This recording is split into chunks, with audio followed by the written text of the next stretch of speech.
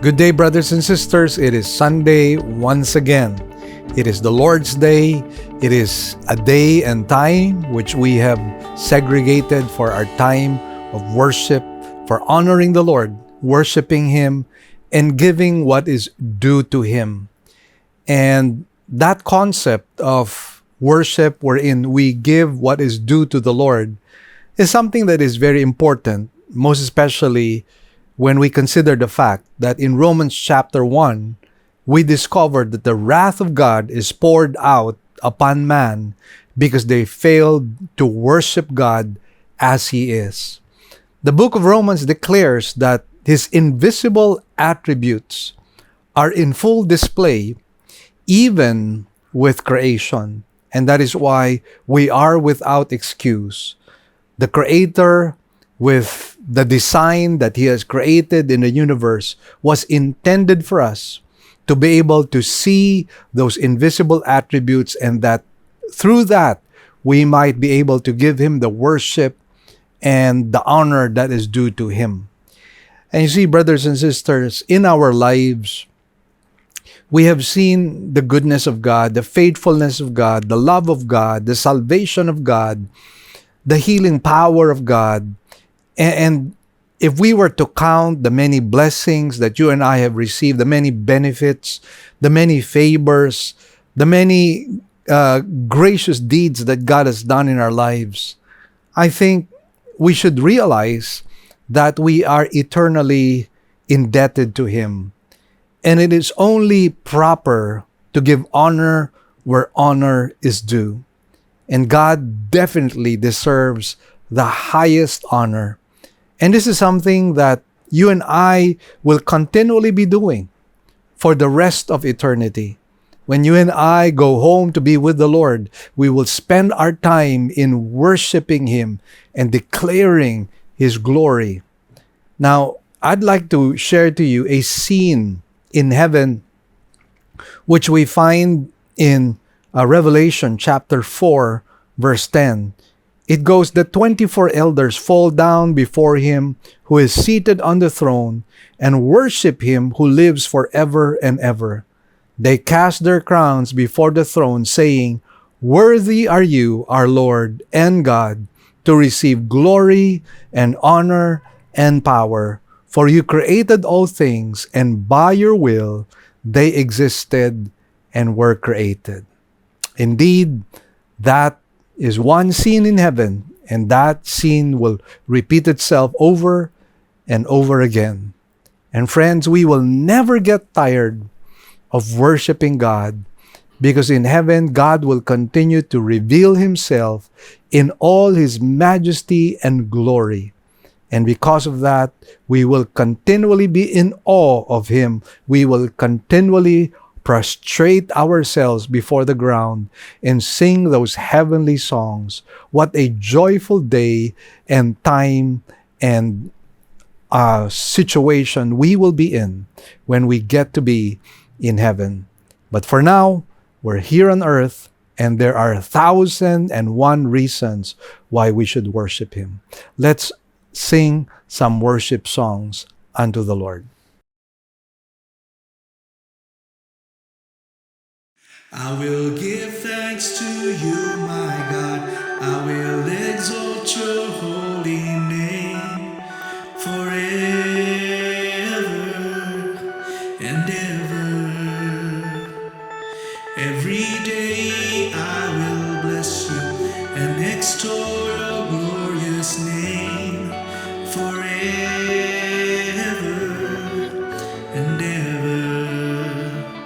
I will give thanks to you, my God. I will exalt your holy name forever and ever. Every day I will bless you and extol your glorious name forever and ever. Jesus, the Son of God, to give us life anew. You came to earth for all to see, truly God, truly Son of God. I will give thanks to you, my God. I will exalt your holy name forever and ever.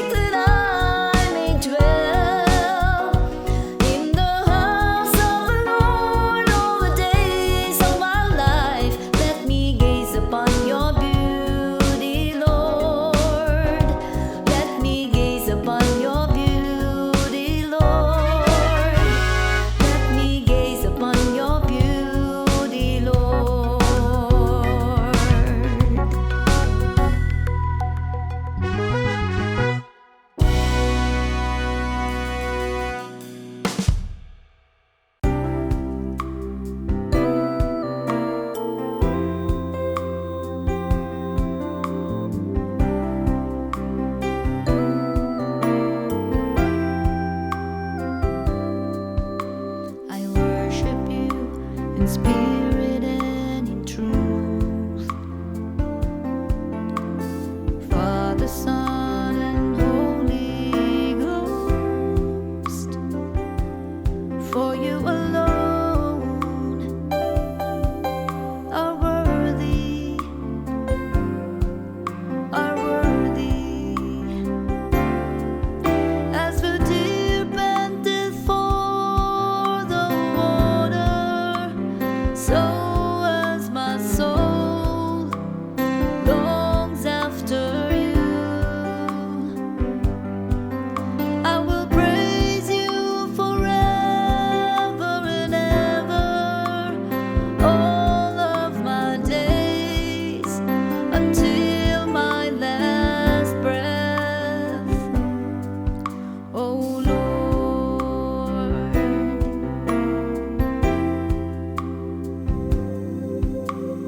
Abba Father, the everlasting God, Jesus, the Prince of Peace, for you alone are worthy,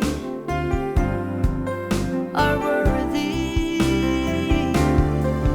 Oh Lord, I have come to praise you and lift up your name above all the earth.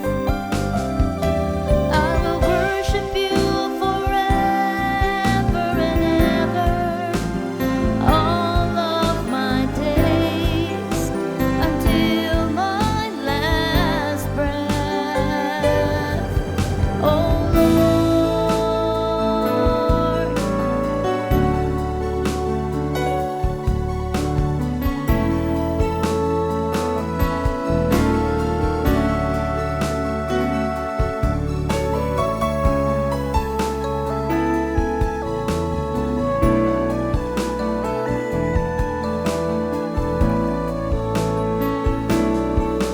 as the deer panteth for the water, so as my soul longs after you.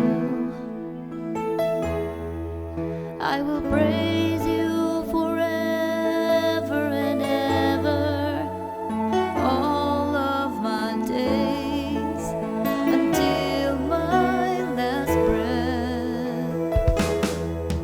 Oh Lord, I have come to praise you and lift up your name above all the earth. I will worship you forever and ever, all of my days, until my last breath. Oh Lord,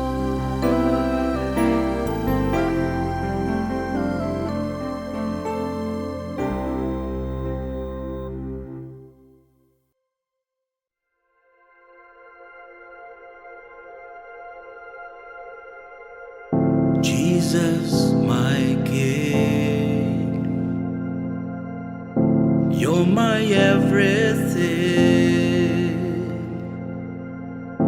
You came for me,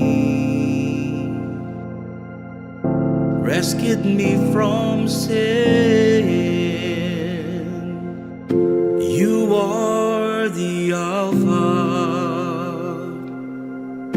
you are Omega, beginning and end. You are the Alpha, you are Omega, beginning and end.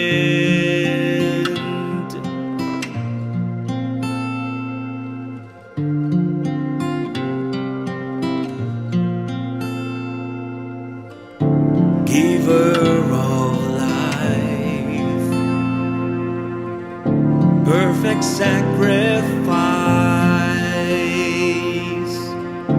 healed by your stripe. Blessed Blessed Lord, you pay the price. You are the Alpha. You are Omega, beginning and end. You are the Alpha. You are Omega, beginning and end.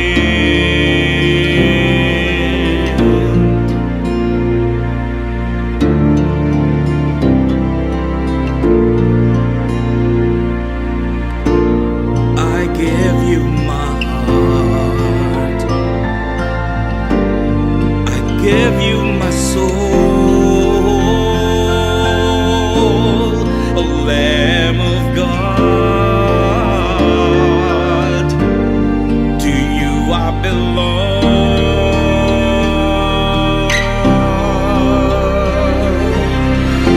You are the Alpha. You are Omega, beginning and end. You are the Alpha. You are Omega, beginning and end. Beginning and end. Beginning and end.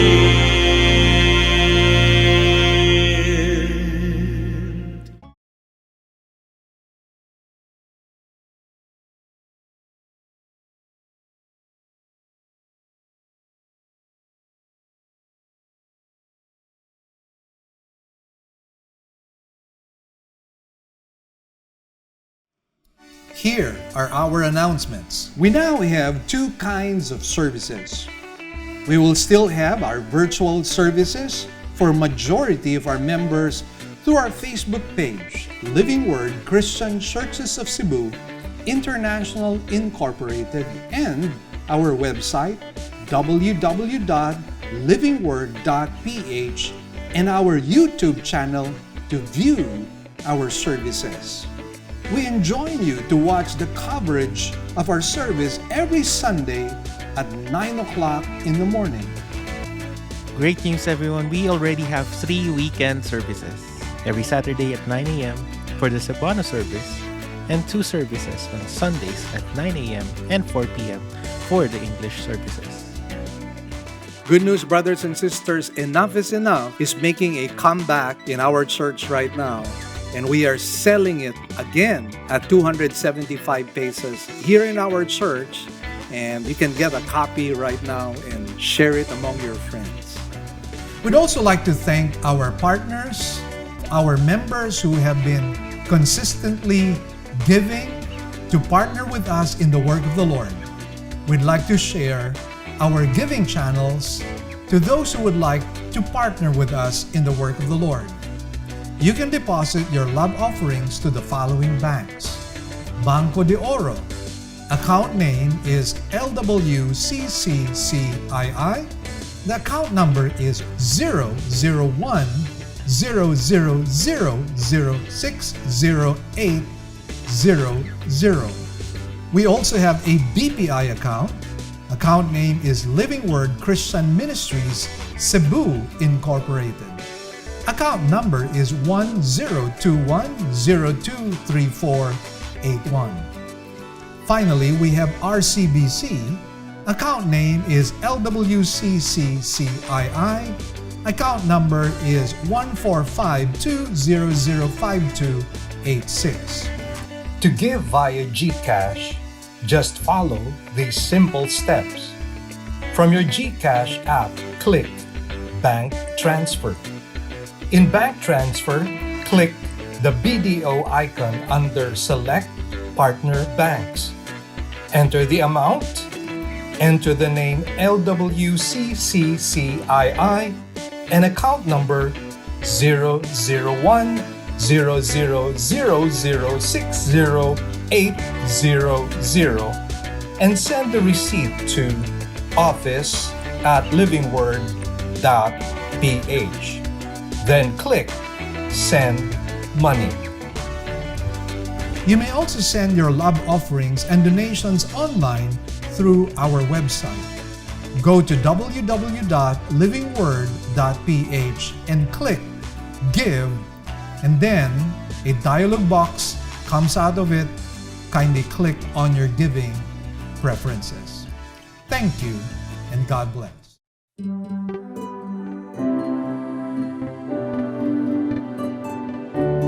The title of today's sermon is The Disciples' Mentality. We will take our text from Matthew 10, verses 24 to 31. A disciple is not above his teacher, nor a slave above his master. It is enough for the disciple that he become like his teacher, and the slave like his master. If they have called the head of the house Beelzebul, how much more will they malign the members of his household? Therefore, do not fear them, for there is nothing concealed that will not be revealed, or hidden that will not be known. What I tell you in the darkness, speak in the light, and what you hear whispered in your ear, proclaim upon the housetops. Do not fear those who kill the body, but are unable to kill the soul, but rather fear him who is able to destroy both soul and body in hell. Are not 2 sparrows sold for a cent, and yet not one of them will fall to the ground apart from your Father? But the very hairs of your head are all numbered. So do not fear, you are more valuable than many sparrows. Lord, we just want to thank you and bless you, Lord, for today. Thank you once again that we could celebrate your goodness, your love, your faithfulness in our lives. And Lord, today is your day, and what we desire, Lord, is to honor you and to honor your word. And so, Lord, would you be so gracious to honor your servant, that I might be able to communicate the word succinctly to your people, O God. Allow me to minister to the deepest needs of your people. And Lord, I ask the unction that comes from the Holy Spirit, and whatever is going to be achieved today, we will give you back the glory, the praises, and the thanks. In Jesus' blessed name we pray. Amen and amen. In the recent weeks, I have been somehow saddened with the fact that there are some well-known pastors who have fallen by the wayside. And one of those people happens to be somebody that I got acquainted with when I attended a Together for the Gospel conference. And during that time, he struck me as a very humble and very sincere person. And so I was deeply disappointed when I learned that he had just recently been disciplined by his church for certain inappropriate messages that he had been sending to the opposite sex. And I think that the 21st century kind of discipleship is somehow flawed, because if I were to describe discipleship in our day and in our time, it is more of head knowledge. It is more of intellectual stimulation. And sadly, this is not what discipleship is all about. It is not just about somebody having a pen and a paper, jotting down notes during a seminar, a conference, or in a preaching. But oftentimes, that is how people measure maturity and spirituality, the accumulation of knowledge. And once again, we have to understand that discipleship is more than just being a learner. We have to have a particular mindset, because true discipleship involves not only commitment, but even sacrifice. And that is why the Lord Jesus Christ somehow inculcated in the disciples in this passage having a right mindset. And I think that is very important because it all begins in the mind. And that is why the book of Romans tells us that we need to renew our minds. We must not be conformed to this world, but we must renew our minds so that we could have the mind of the Lord Jesus Christ. And that is why, dear friends, I would like to encourage you not simply to be long in theology, but short in application. And I think that is how I might describe the 21st century church. It is long in theology, but short in application. If there is one word I believe that needs to be highlighted, most especially now in this generation, it is the word obedience. I think we have gathered enough information that would somehow ground us in the Word of God. But I believe the area where we are lacking is in the area of application, in the area of obedience. Now, in developing a particular mindset, the Lord Jesus Christ in this passage teaches us actually two things. And first of all, in verses 24 to 25, he teaches them about the disciples' humble place. And under that, we have to understand that the disciple is beneath his mentor. We find this in verse 24, and in verse 25, he will be treated like his mentor.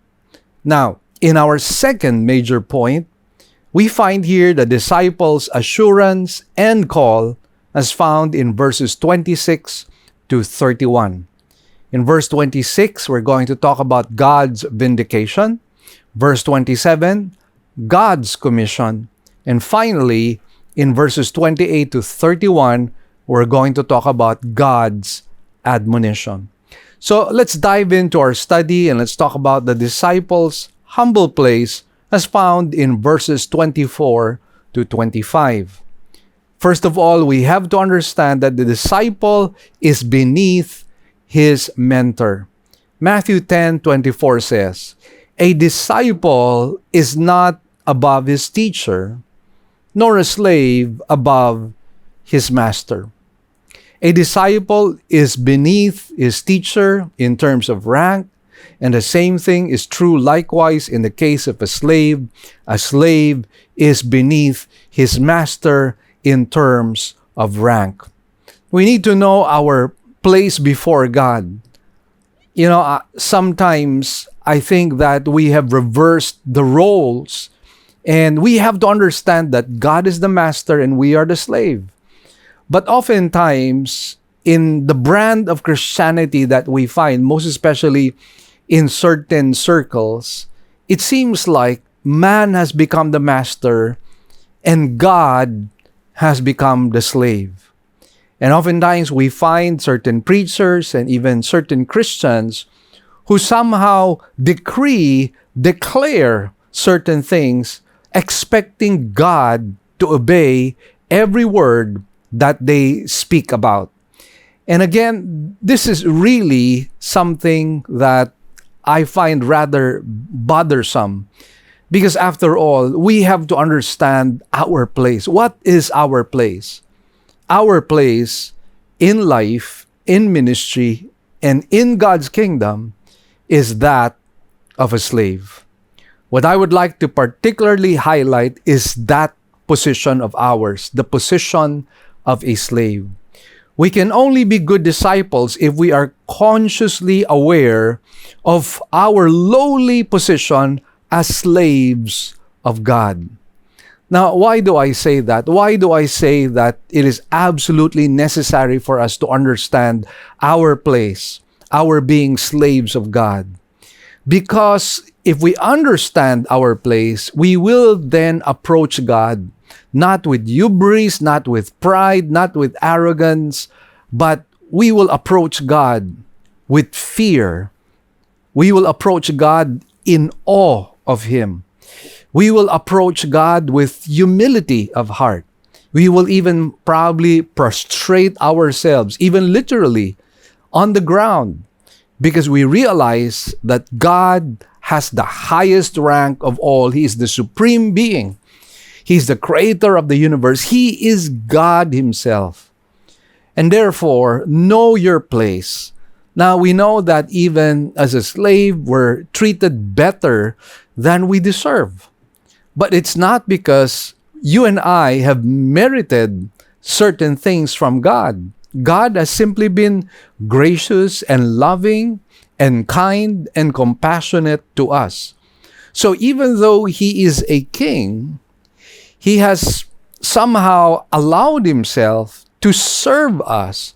And that is why he is a servant king. And he set forth an example before his disciples when he washed their feet, when he girded a towel. You know, this was all about modeling. This was all about showing the right example. But we have to understand that in spite of the fact that our Lord and Savior serves us and answers our prayers, he is the supreme being. He is preeminent. And we need to give him the proper place and understand where we are situated. Now, a slave has no will of his own. He has no resources of his own. He has no life of his own. His life was actually tied up to his master. And whatever his master wanted, he had to obey, he had to follow. It was never optional on the part of a slave. And again, we have to understand who the master is and who the slave is. We occupy the lowly position of a slave. Now, it is only when we understand this that not only will we be humble before God, but we will be able to serve him in a manner that is well-pleasing to him. I'd just like to share to you a few examples. Men and women of God who were used of God mightily because they were fully surrendered to the Lord. They knew their place as slaves before God. So let me just share to you a few stories. We have Florence Nightingale who wrote in her diary, "I am 30 years of age, the age at which Christ began his mission. Now, no more childish things, no more vain things." Years later, near the end of her heroic life of service, she was asked the secret of her ability to accomplish so much for the Lord. And this was her reply: "I can only give one explanation, and that is this: I have kept nothing back from him. I have kept nothing back from him." And why did she do that? Because she knew that she was merely a bondservant of Jesus Christ, a slave before her master.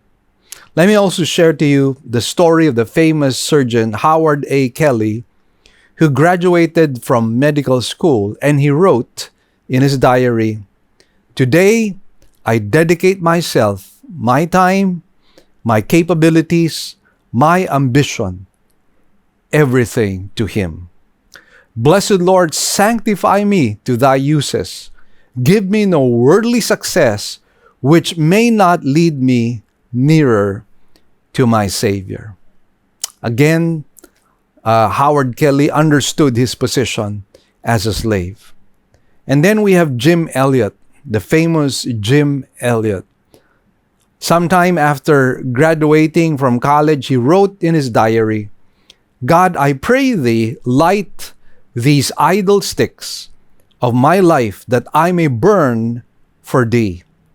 Consume my life, my God, for it is thine. I seek not a long life, but a full one, Lord Jesus." God answered that prayer, and in the flower of young manhood, Jim Elliot's life was cut short by the spear of an Oka Indian as he and several other young men sought to take the gospel deep into the jungles of Ecuador. Why was he willing to risk his life? Why was he willing to become a martyr for the Lord? Again, he understood his place. He was a slave before his master.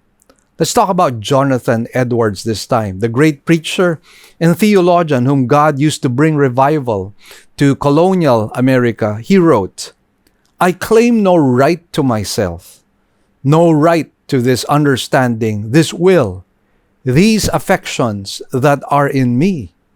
Neither do I have any right to this body or its members, no right to this tongue, to these hands, feet, ears, or eyes. I've given myself clear away and not retained anything of my own. I've been to God this morning and told him I've given myself wholly to him. I've given every power so that for the future I claim no right to myself in any respect. I've expressly promised him, for by his grace I will not fail.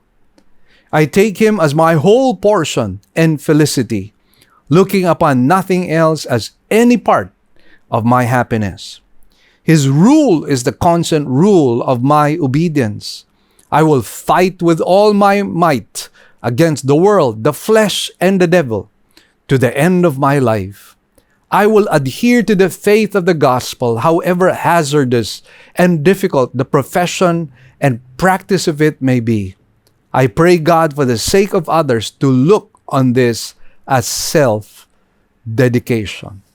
And of course, you and I know Jonathan Edwards was one of very few people who brought revival to the United States of America by the grace and the power of the Holy Spirit.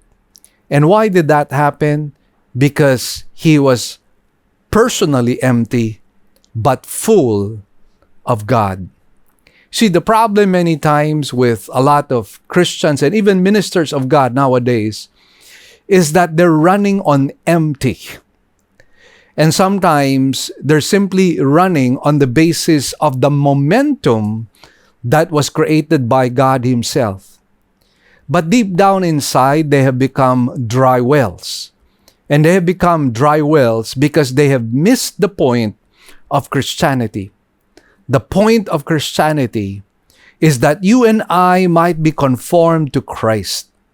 And what that means is that we should have his heartbeat, his passion, and his will.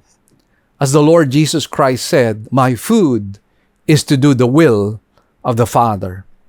And how many believers nowadays do not understand that? And it is rather unfortunate because we have substituted certain things for genuine and true Christianity. True Christianity is not just about being grounded in the Word, but it is applying the Word of God in our lives so that when people see us, they actually see the demonstration of the Word of God in our lives. And again, that cannot happen unless, first of all, we understand who we are, our identity in Christ.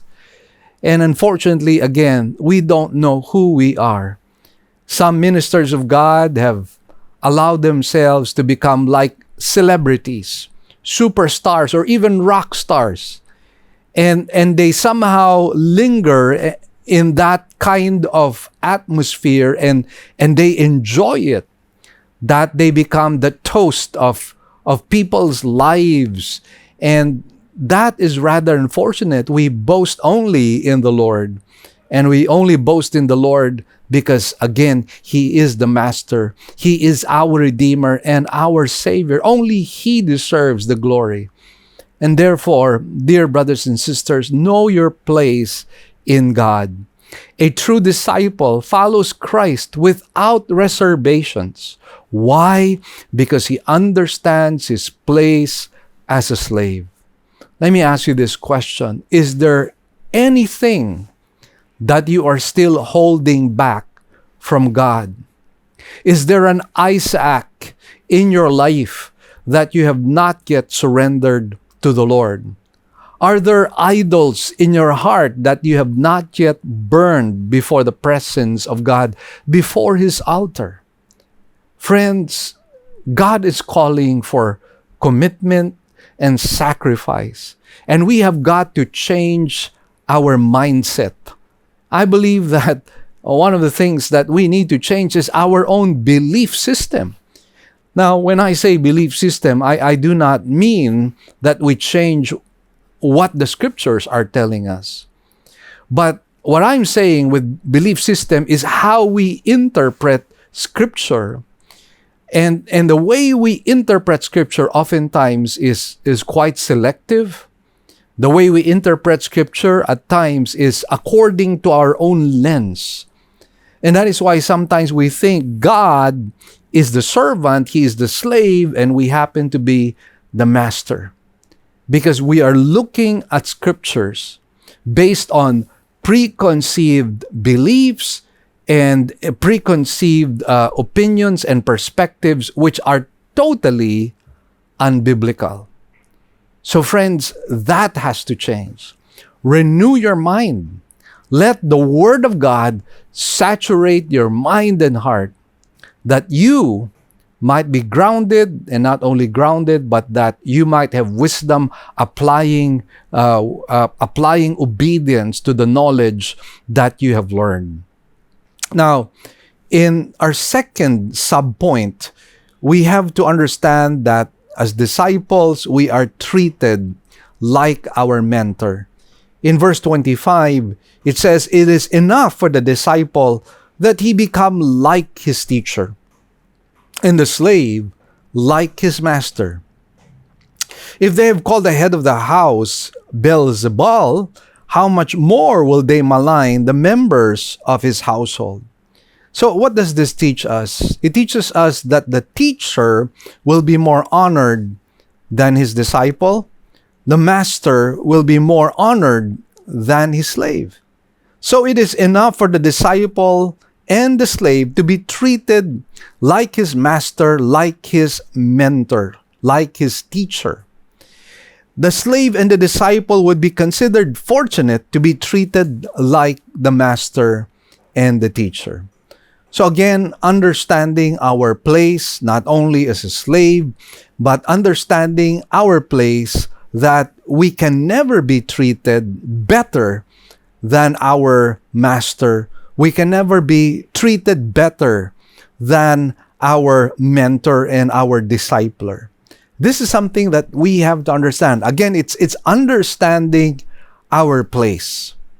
And so we are in fact blessed if somehow we're treated like our Lord and Savior.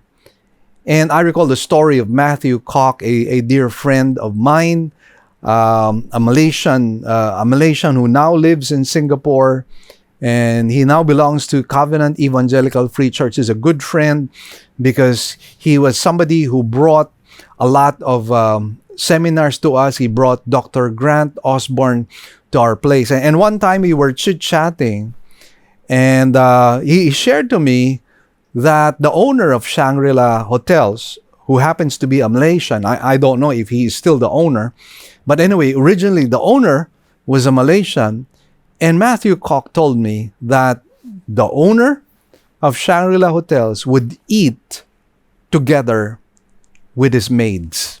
He would eat together with his helpers, his domestic helpers. And all we can say is how fortunate and how blessed these maids are, these domestic helpers, to eat on the same table as the owner. I mean, to sit on the same table with the owner of Shangri-La Hotels. And so, what a great honor and what a great blessing for us to be treated like our master. But understand this, whatever treatment our master will receive, either good or bad, we would likewise receive as well.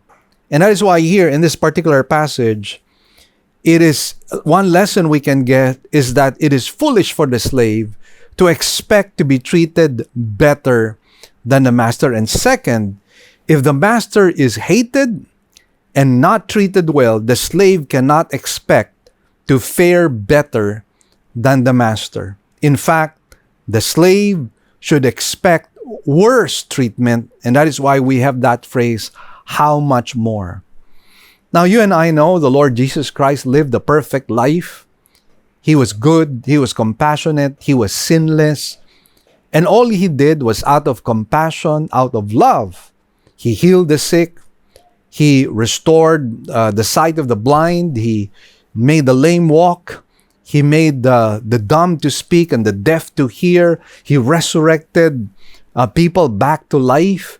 So if you really look at how Jesus operated, He operated in all of God's goodness. And yet, sadly, He was hated. He was hated by His own people. And friends, here is how the Lord Jesus was treated. He was called Beelzebul, or which is otherwise known also as Beelzebub or Baal-zebub. Now, what are the possible meanings of this word? Well, it was originally the name of a pagan Canaanite deity. The name Baal-zebub meant Lord of the Flies. It was later changed to Baal-zebul or Baal-zebul, Lord of the Dwelling, because he was an especially despicable deity.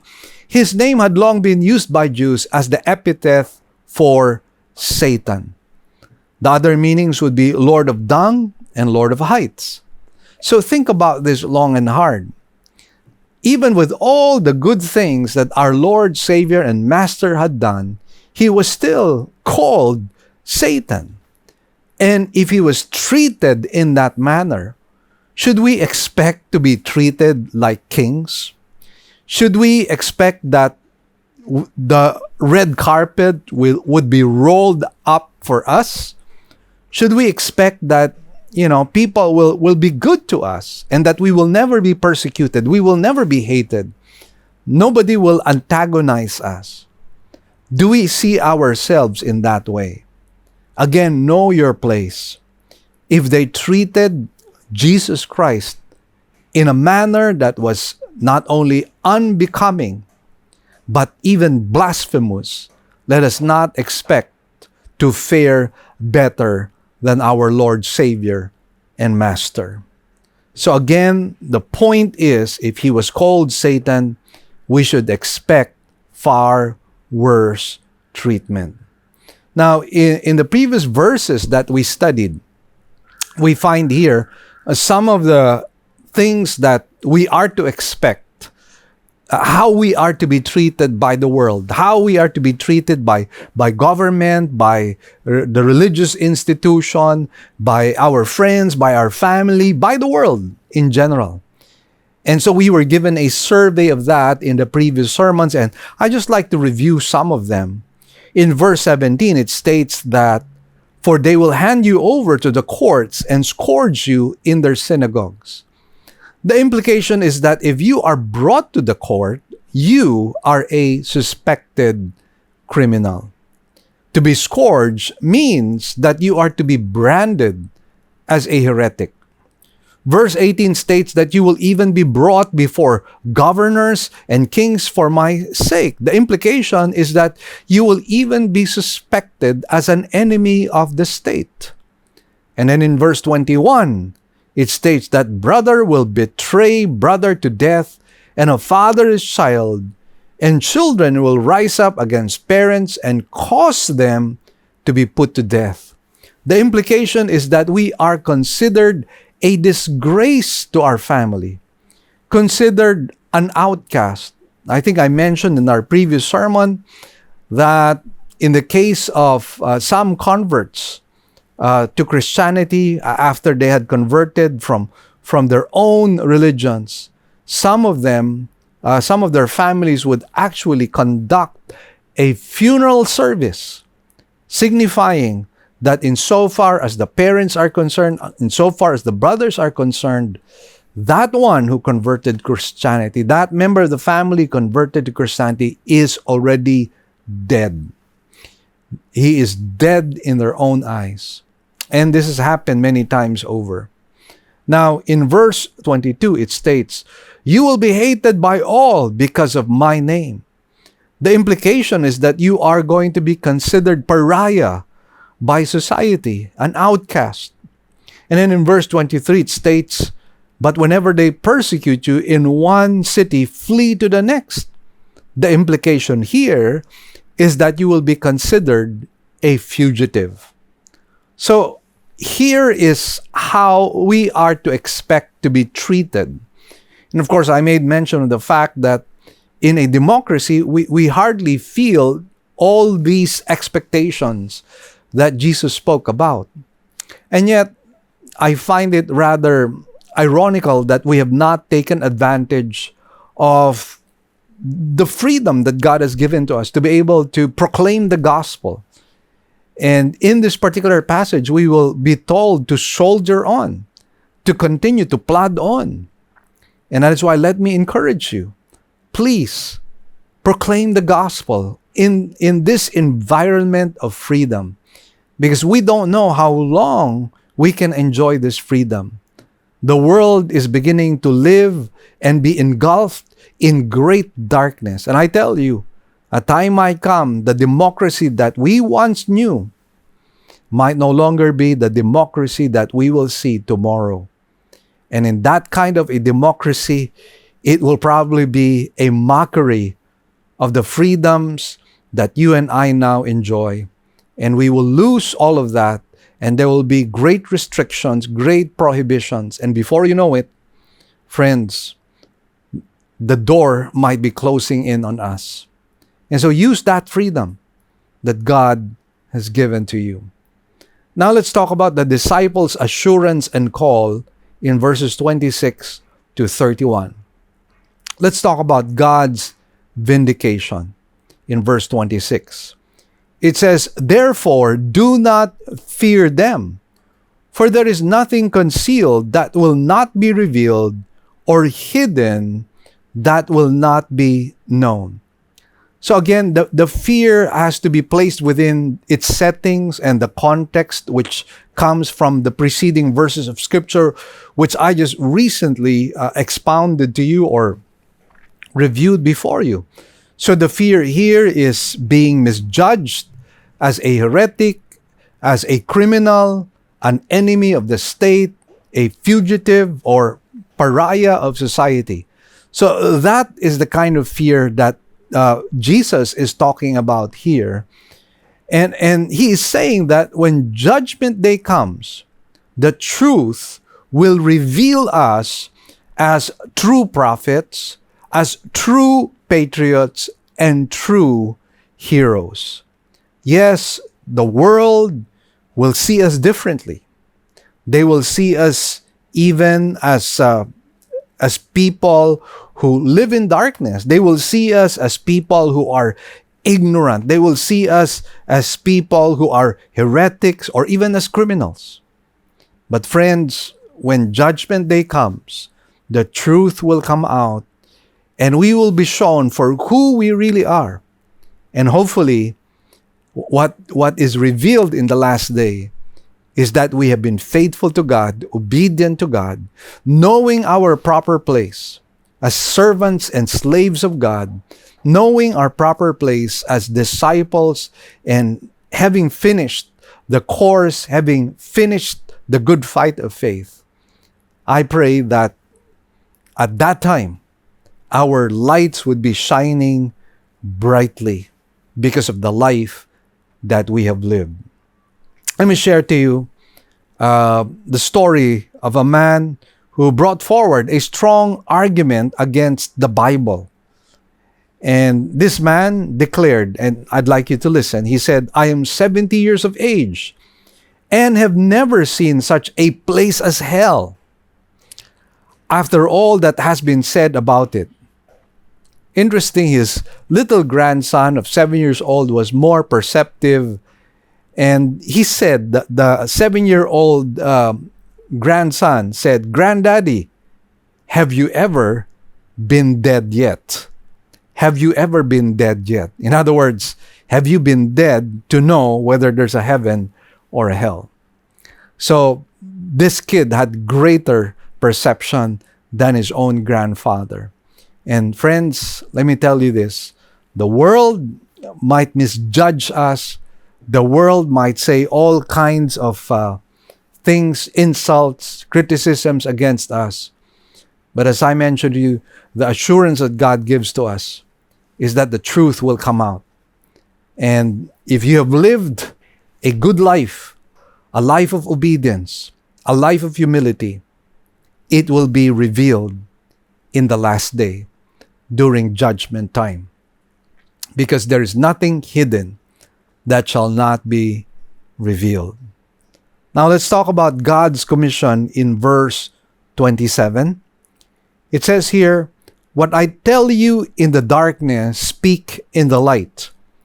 And what you hear whispered in your ear, proclaim upon the housetops." Now let's explain what the Lord Jesus Christ is talking about here. We know that he was talking using first century language, and it's also figurative language as well. And so sometimes we fail to understand what this truly means. So allow me to give you a little background regarding the words that the Lord Jesus Christ used in this particular passage. The word darkness actually speaks of the solitude of Bible meditation. It is the private study in the company of believers. And this is what we hear about the word in private. And what are we to do? Well, we are to preach that in public. So whatever we learned in our study, whatever we learned in our study closet, whatever we learned in our meditation, we need to bring it out in the light. That is what it means when Jesus said, "What I tell you in darkness, speak in the light." Again, we are in a democracy, and I don't understand why we have shut our mouth. I don't understand why we have chosen to be silent. And we hear so many voices. All those voices are shouting against our faith, our belief system, shouting against the scripture, shouting against our God and the attributes of God. And yet we have chosen to be silent. And silence at times could mean that we're in agreement with the world, which I know some of us really are not. But then again, that's how it appears. So again, we are to proclaim in public what we have learned in private. Now, the word whispered, what about this word whispered? What does the Lord Jesus mean? Well, during New Testament times, Jewish rabbis would often train their students to speak by standing beside them and whispering in their ear. In other words, what the student heard or what the student hears whispered, he would then speak aloud. What he hears whispered, he would then speak aloud. And again, this is talking about proclaiming the word of God, declaring the word of God. And Paul himself said in Romans chapter 1, "I am not ashamed of the gospel, for it is the power of God unto salvation, both to the Jew and also to the Greek." And finally, Jesus says here, proclaim upon the housetops.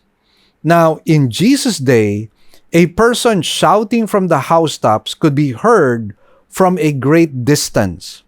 Both official and personal announcements were often publicized by that means. So in other words, if you wanted your message to be heard by the greatest number of people, you would go to the housetop and start shouting. The object was to be heard by as many people as possible. So again, let's ask ourselves this question. Are we being heard? Is the gospel being heard from us by as many people as possible? Is it being heard by people? And again, that's the challenge to us because we have chosen to be silent. Do you know that a study was made wherein it says that only a measly 10% of the congregation actually gets to share the gospel. The 90%, most of them, have not even shared the gospel in their own lifetime. And you know, when that happens, You've got to question the authenticity of their salvation. Because when you understand you have this treasure in your heart, in these jars of clay, you cannot help yourself. You will open your mouth because the joy is overflowing. The presence of God is manifest. And therefore, you can't help yourself. And early on, when I became a born-again Christian, I would go house to house in our neighborhood.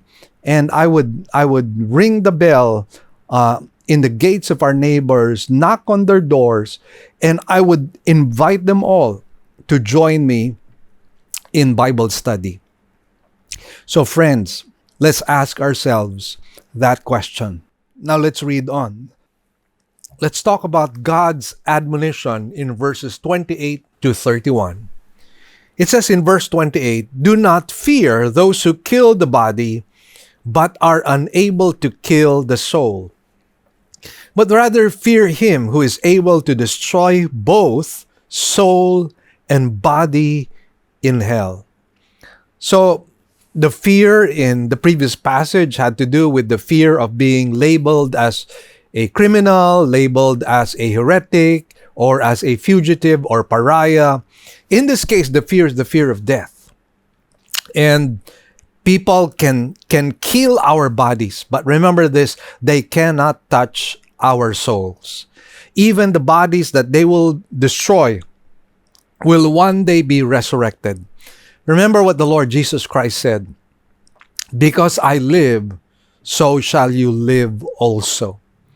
Because Christ was resurrected, we too can expect a resurrected, glorified body as well.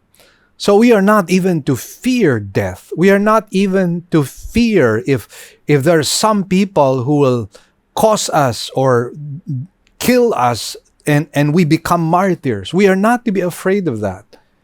Because after all, we will be resurrected back to life. The one we should fear is God Himself.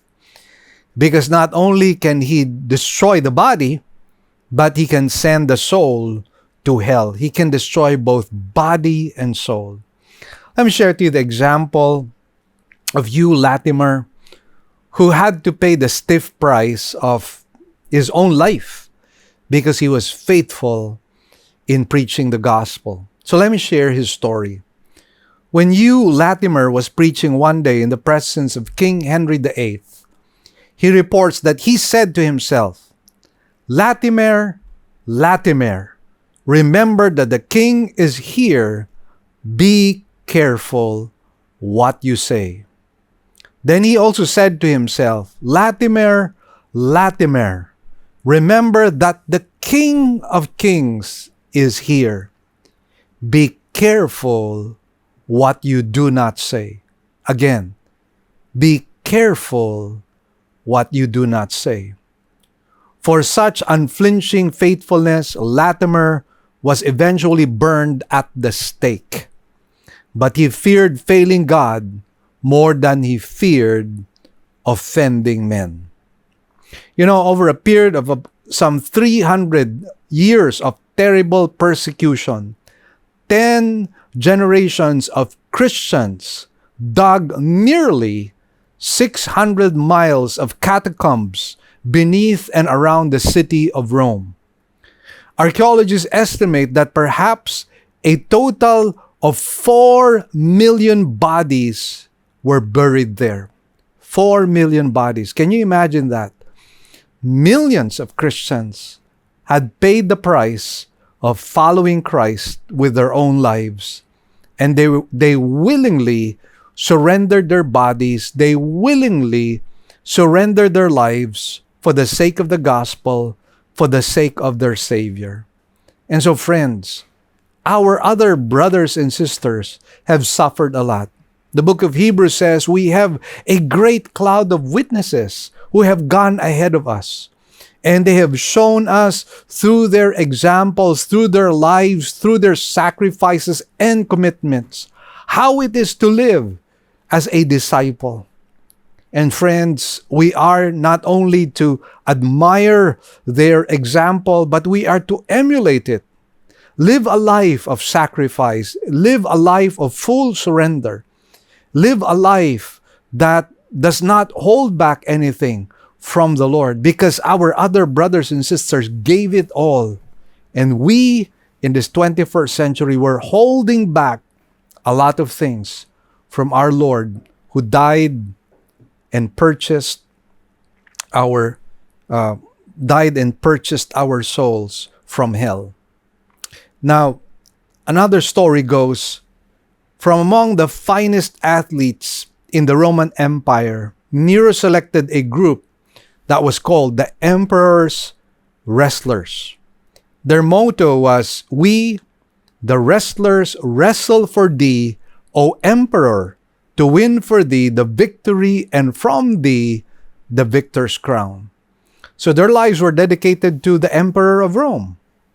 Now, the wrestlers were also soldiers and were often sent out on special military campaigns. On a certain mission in Gaul, which is now modern France, many of the wrestlers were converted to Christ. They became Christians. Upon hearing the news, Nero ordered the commander Vespasian to execute any wrestler who refused to renounce Christ and swear religious as well as military allegiance to the emperor. The emperor's orders were received in the dead of winter, as all the men were encamped on the shore of a frozen lake. When Vespasian assembled the soldiers and asked how many were Christians, 40 men stepped forward. Hoping not to lose any of these fine men, many of whom were his friends, he gave them until sundown next day to reconsider, to recant their faith in Jesus. But at the given hour, all of them refused to renounce Christ. In order that they not die at the hands of their comrades, the commander ordered the 40 men to disrobe and walk naked out onto the ice. Throughout the night, the soldiers on shore could hear the 40 sentenced men singing triumphantly, 40 wrestlers wrestling for thee, O Christ, to win for thee the victory, and from thee the victor's crown.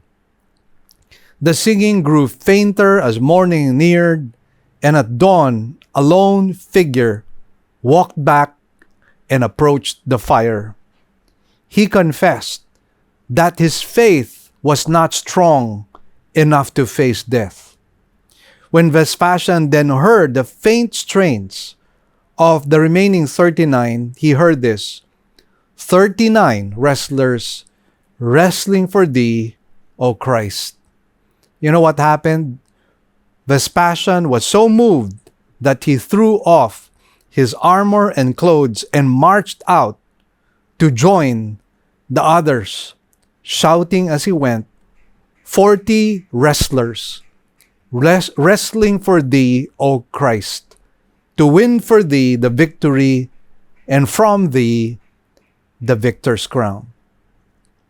As is said of Lord Lawrence, they feared man so little because they feared God so much.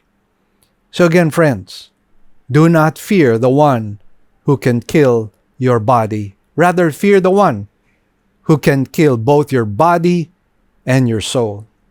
And that is why the exhortation here is you fear God. And you know, the sad thing about our generation is that very few people do actually fear God. Now, continuing in verse 29, it says, "Are not 2 sparrows sold for a cent? And yet not one of them will fall to the ground apart from your Father." Now, a cent is an asarion, the smallest coin in circulation in Jesus' day.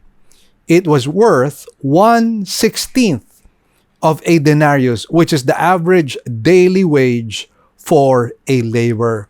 That is how cheap a sparrow is. In other words, the sparrow is not of much value.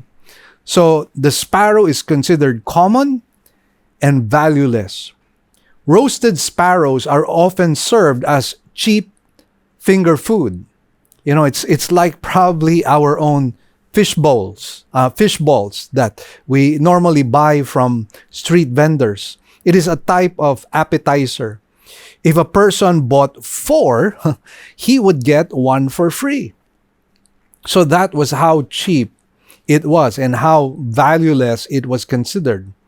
And yet, amazingly, it says, and yet not one of them will fall to the ground apart from your Father. You know, it's interesting. God attends, quote unquote, the funeral service of every sparrow who dies. They might be considered valueless and insignificant, but God considers them important enough to be able to know and understand where they are, and God loves His creation. Now in verse 30, it says, but the very hairs of your head are all numbered, so do not fear, you are more valuable than many sparrows. So the point here is this: if God will attend the funeral service of His sparrows, and I speak figuratively, obviously, don't you think He will be more mindful of us when we hand over or give over our lives for the sake of the kingdom? That is something that will not go unnoticed in the presence of the Lord, and we will have our own reward. Now, God's knowledge of us is so detailed and His interest in us is so keen that the very hairs of our head are all numbered. The average hair count on the human head is said to be about 140,000, which means that some people have many more hairs even than that. God, who has all knowledge of every person, illustrates that omniscience by this mundane and spiritually inconsequential bit of information pertaining to the number of hairs on a person's head. If He takes notice of such things as that, how much more is He concerned about spiritual matters of far greater consequence? God is aware of all our circumstances. He is aware of our pains, our sufferings. He is aware of our sacrifices, and we are valued by God. If God is sovereign in the tiniest issues of life, how much more issues that involve life and death? So know this, believer, you are valued by Christ. And friends, you know, I think this message is really timely, most especially because we are celebrating the Lord's Supper. And as we celebrate the Lord's Supper, understand the reason why we have to have this mindset of sacrifice and this mindset of consecration and surrender to the Lord. We have to have this mindset of a slave, the mindset of somebody who is humble. And why should that be? Because our Lord and Savior paid the price for all our sins. Our salvation was not earned, and it was never achieved by our own good works. It has come to us because of the grace of God, that undeserved favor. When the justice of God was served, when Christ died on the cross and He paid for our sins, and therefore this divine exchange wherein we receive His righteousness and He received our sins took place. And because of that, we now have the righteousness of Christ, and that has caused us to be seated at the right hand of the Father together with Christ. We now belong to the heavenly places. Again, not because we deserve it, but because of the shed blood of Jesus. As we have expounded these passages, We have now learned that being a disciple requires a certain mindset. And using an analogy, we have to have a soldier's mentality. You know, the difficult part, I think, with some of us is we have this peacetime mentality. No, we are not living in a situation of peace. We are at war with the works of the enemy. And therefore, we are to soldier on. But even as we go through this treacherous journey, understand that God walks with us and values us. And in the end, there is nothing to fear because our eternal destiny is sealed with the sacrifice that Jesus made in Calvary. Let us now prepare our hearts to celebrate the Lord's Supper. Let us read 1 Corinthians chapter 11, verses 23 and following. For I received from the Lord what I also delivered to you, that the Lord Jesus, on the night when he was betrayed, took bread, and when he had given thanks, he broke it and said, "This is my body, which is for you. Do this in remembrance of me." In the same way also he took the cup after supper, saying, "This cup is the new covenant in my blood. Do this as often as you drink it in remembrance of me." Remember that the Lord's table is an exclusive celebration only to be enjoyed by those who have surrendered their lives to Jesus because they understand the meaning of salvation, the meaning of the elements. The bread here symbolizes the body of the Lord Jesus Christ. In what sense is that significant? And what does it symbolize? Well, the body of Jesus Christ took our place on the cross and it bore the sins of mankind. And the wrath of God, the justice of God fell upon the body of Christ. In other words, the Lord Jesus Christ became our substitute. We have received his righteousness in the same way that he received our sins. And again, only those who understand that can celebrate the meaning of the bread. Now, the wine symbolizes the blood of Jesus Christ, and his blood was shed for the remission of our sins. His blood covers all of our sins, past, present, and future. Now, all these symbols are memorials of what Christ has done, because that is what salvation is all about. It's not about what we have done, but it's what Christ has done. And so, salvation is, some people say that salvation is by good works, but the question is, salvation by good works, by whom? Friends, definitely not our good works, because our good works are nothing but filthy rags in the sight of God. The only good work that was accepted by the Father was the good work of Jesus on the cross. And that alone is what saves us. And that is what we are remembering today. Let's come before the Lord in prayer at this time. Heavenly Father, thank you for today. We remember what Christ has done, and we are deeply indebted to him. And Lord, we worship our Savior and Master, and we say simply, thank you, Lord. Thank you for all that you've done.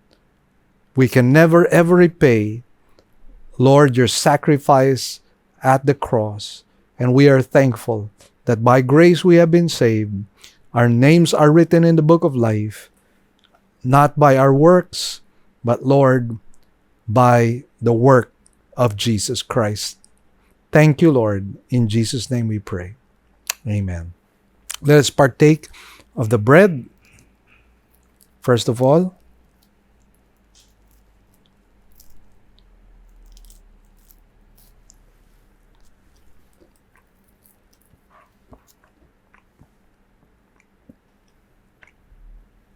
and also the wine.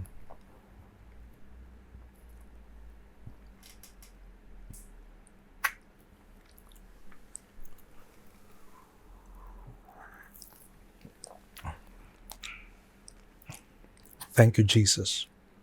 Thank you, Lord, for the time that we could just meditate on what you had done. And Lord, know that our hearts are grateful. Know that we love you. Know that we worship you, Lord. Thank you for today. And thank you, Lord, for all that you've accomplished. We will be very careful to give you back the glory, the praises, and thanks. In Jesus' name we pray. Amen. And so, friends, what a blessed Sunday it was. And again, let me just remind our brethren who are here in Metro Cebu, please join us in our in-person gatherings. And every Sunday, we're seeing it grow. We're seeing the numbers grow every single Sunday. And we're happy because we're seeing your faces. And we're really delighted whenever we see you. So please join us. If you are here in Metro Cebu, we'd like to see you. Join us in our services. And by the way, for those of you outside of Metro Cebu, welcome to our virtual services. And please like and share all the videos that we show to you.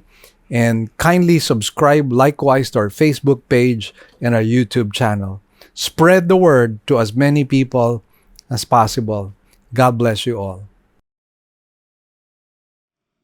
Here are our announcements. We now have two kinds of services. We will still have our virtual services for majority of our members through our Facebook page, Living Word Christian Churches of Cebu, International Incorporated, and our website, www.livingword.ph, and our YouTube channel to view our services. We enjoin you to watch the coverage of our service every Sunday at 9 o'clock in the morning. Good news, brothers and sisters. Our radio program will now be heard nationwide through FEBC radio stations. As an added bonus, all Living Word original songs will likewise be aired as well. So, if you would like to listen to our radio program, we're coming out in the following stations. 702 DZAS AM, broadcasting from Pasig every Sunday, 11 a.m. to 11:30 in the morning. We're also coming out from 104.3 DWAY FM from Legazpi. This is also every Sunday from 10 to 10:30 in the morning. And for those of you in Tacloban, we're coming out from 97.5 DYFE FM every Monday from 11:30 in the morning to 12 p.m. For those of you in Zamboanga, we are coming out from our station in 1116 DXAS AM every Sunday from 11:30 to 12 p.m. Also, for those of you in Davao, we're coming out from 1197 DXFE AM every Sunday from 2 o'clock in the afternoon to 2:30 p.m. For those of you in Coronadal, we're also coming out from station 1062 DXKI AM every Saturday from 8 to 8:30 p.m. And for those of you in Cagayan de Oro, we're coming out from 103.3 DXJL FM every Sunday from 8 to 8:30 p.m. And for those of you from Metro Cebu, we're coming out from 98.7 DYFR FM every Saturday and Sunday from 8 to 9 p.m. Please tell your friends about this and tune in to our radio program. Let us pray that God might use this radio program to become a blessing to as many people as possible. God bless you all. Great news, everyone. We already have 3 weekend services every Saturday at 9 a.m.